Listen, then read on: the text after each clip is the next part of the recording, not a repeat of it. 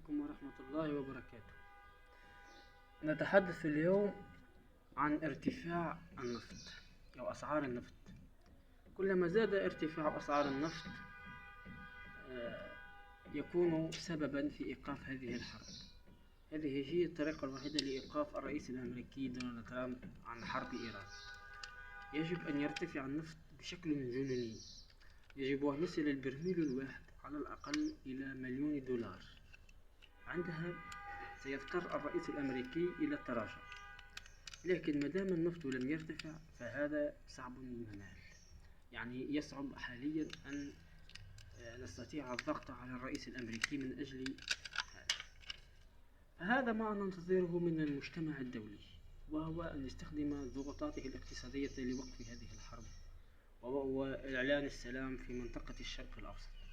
نتمنى أن تصل الفكرة التي اقترحتها بارتفاع أسعار النفط، والتي ستكون سببا في المضايقة على الدولتين الصهيونية والأمريكية، وأتمنى أن تصل الرسالة. والسلام عليكم.